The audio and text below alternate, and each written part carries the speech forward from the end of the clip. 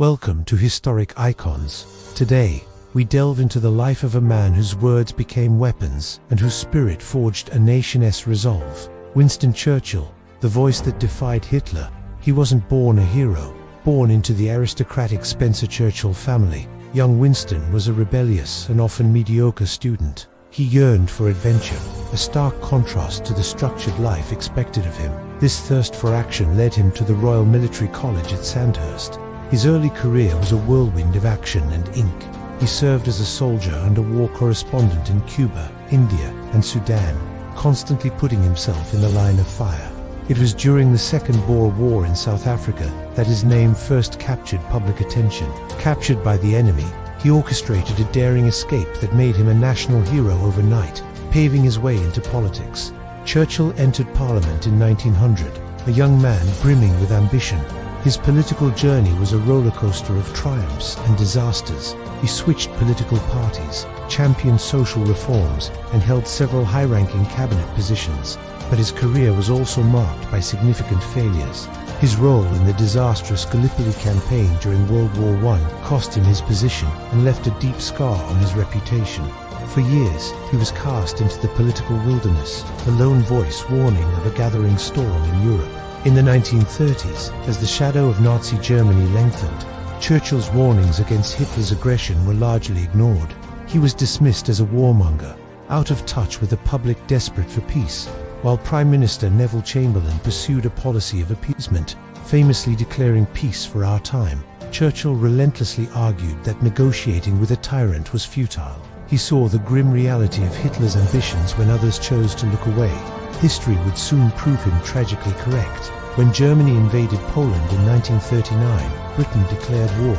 The initial months were disastrous. The failure to stop the Nazi advance in Norway led to a crisis of confidence in Chamberlain's government. On May 10, 1940, the very day Hitler launched his invasion of France and the Low Countries, Winston Churchill became Prime Minister. He inherited a nation on the brink of collapse. He told the House of Commons, "I have nothing to offer but blood, toil, tears, and sweat." It was a stark, honest promise of the struggle ahead. Britain stood alone. France had fallen, and the might of the German war machine was poised just across the English Channel. The Battle of Britain began, a desperate fight for control of the skies.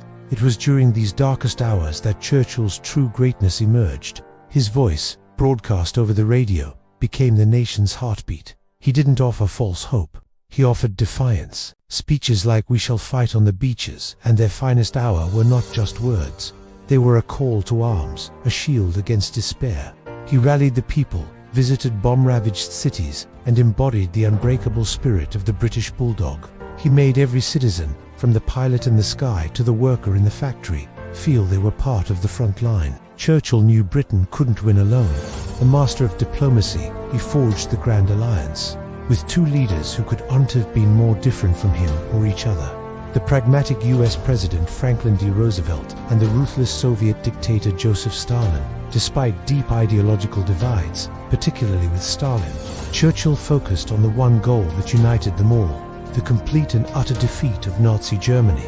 He crossed the Atlantic multiple times in perilous wartime conditions to meet with Roosevelt, building a personal bond that was crucial to securing American support. From the Lend-Lease Act to their eventual entry into the war, the alliance was fragile and fraught with tension. But Churchill's strategic vision and relentless diplomacy held it together. As the tide of the war turned with victories at El Alamein and Stalingrad and the successful D-Day landings in Normandy, Churchill was at the center of planning the future. He met with Roosevelt and Stalin at conferences in Tehran, Yalta, and Potsdam to shape the post-war world. He was deeply concerned about the spread of Soviet influence in Eastern Europe, famously coining the term Iron Curtain to describe the division of the continent. He fought to preserve Britain's role as a global power and to lay the groundwork for a lasting peace, even as he saw a new kind of conflict, the Cold War, on the horizon. His foresight was as sharp in diplomacy as it was in warfare. In a stunning turn of events, just as victory in Europe was secured in 1945, Churchill's Conservative Party was defeated in a landslide election. The British people, while grateful for his wartime leadership, were ready for a new government focused on domestic rebuilding. He was out of office, but not out of the public eye. He continued to write, paint, and speak, delivering his famous Iron Curtain speech in the United States, which defined the start of the Cold War. He would serve as Prime Minister one more time from 1951 to 1955, but his greatest days were behind him. He remained a monumental figure, a living symbol of a bygone era of epic struggle. Winston Churchill's legacy is immense and complex. He was a brilliant orator, a resolute leader, and a tireless defender of democracy. His resilience in the face of overwhelming odds inspired a nation to resist tyranny and ultimately achieve victory.